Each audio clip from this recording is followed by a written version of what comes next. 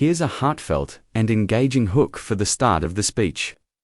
In a calm and reflective tone, have you ever wondered what the world would look like if fear spoke louder than love? If silence echoed louder than truth? There was a time not too long ago when that happened. It was called World War II. And though it feels far away, the lessons it left behind still speak to us, if we're willing to listen. Today, I'd like to talk with you about something very big. Something that happened many years ago, but still touches our lives today. It's called World War II. It was a time when the world seemed to fall apart and then, slowly, came back together again. There were many reasons it began. Some people were afraid, some felt forgotten, some followed leaders who didn't love others the way they should have. And when people forget to care about their neighbors, no matter where they live, that's when hurt begins to grow. In those days, there was a man named Hitler who convinced others that some people didn't deserve to live, and that was terribly wrong. Millions of innocent people were taken away, especially Jewish families, simply for being who they were. That kind of hate breaks my heart. But even in the darkest times, there was light. There were helpers. Always look for the helpers. Nurses cared for wounded soldiers. Strangers shared food with strangers. Mothers held their children through bombings. And young people, many not much older than you, risked their lives to protect others. The war lasted for 6 long years. It ended in 1945, but the pain didn't stop right away. Families were broken, cities were gone. But somehow, people came together again. They rebuilt homes, they made peace, and they promised to do better. And that's why we still talk about World War II, not to feel sad, but to remember. To learn, to understand what happens when we forget to command, what can happen when we choose kindness instead. So today, let's remember all those who suffered, all those who stood up for what was right, and all the ways we can build a more peaceful world, one caring act at a time. I'm really glad we could share this moment together. You make the world a better place just by being you. Would you like me to turn this into a short video script or classroom monologue too? World War II brought devastation on a scale the world had never seen. More than 60 million people lost their lives across continents.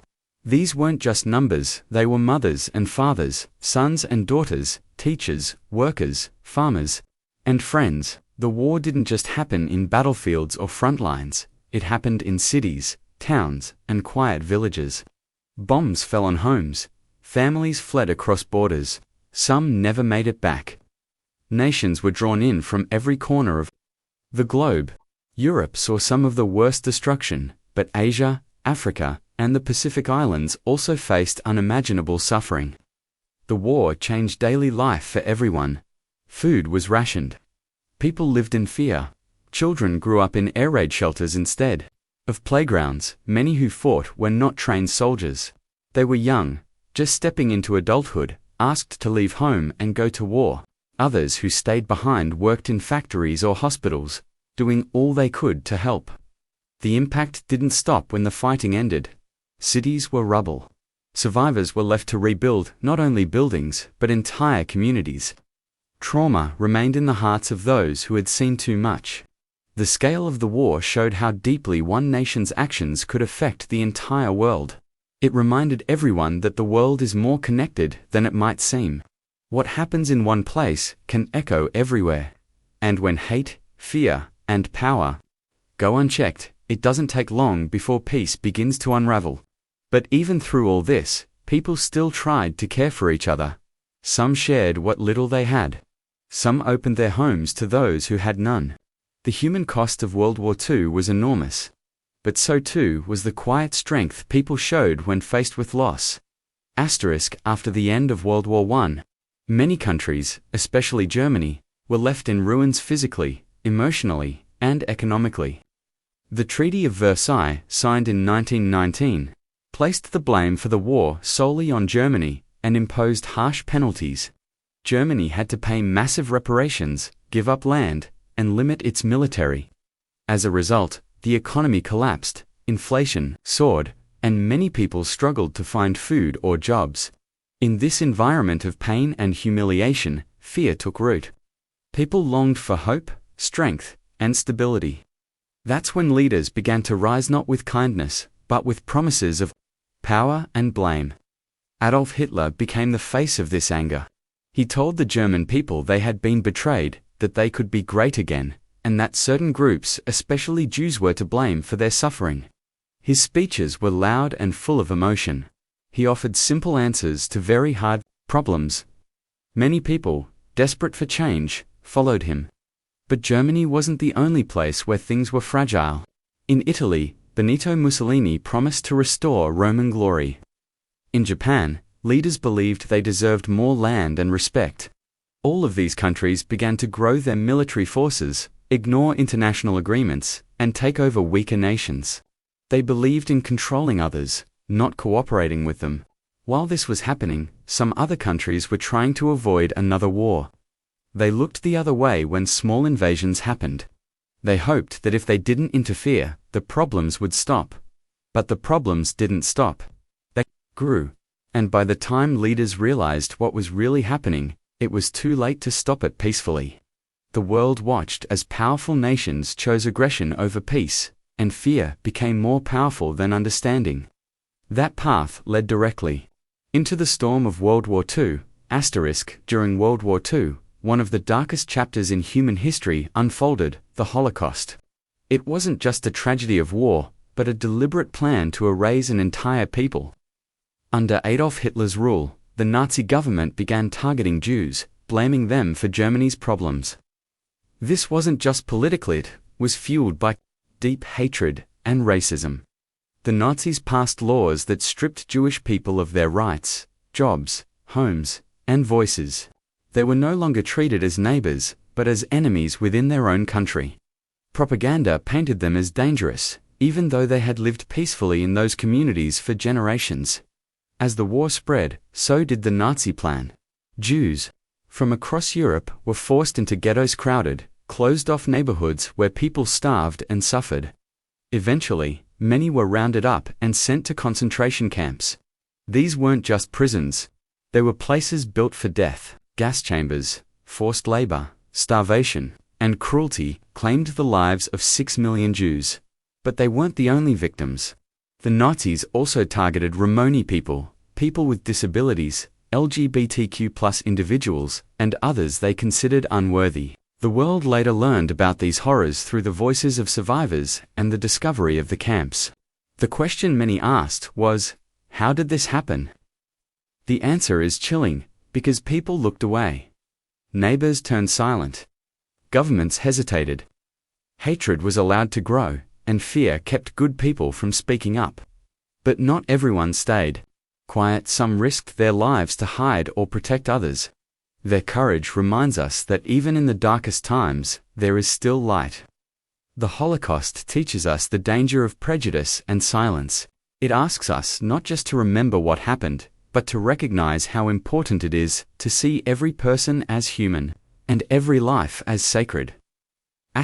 World War II was not only fought by armies and generals, but also by countless ordinary people who found themselves in extraordinary situations.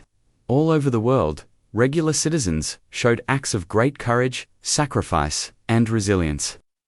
Many young men, barely out of school, left their homes to serve in distant lands. Some had never traveled far from their towns, but now they stood in muddy trenches, sailed across stormy seas, or flew planes through enemy skies. They didn't always understand the politics of the war, but they understood duty, and they wanted to protect those they loved. Back home, people also joined the effort. Women stepped into factories, building airplanes, weapons, and supplies. They became nurses, mechanics, and codebreakers. They worked long hours, took care of families, and still found ways to support the soldiers overseas. In cities under attack, families gathered in underground shelters during air raids, comforting one another through the terrifying sounds of bombs.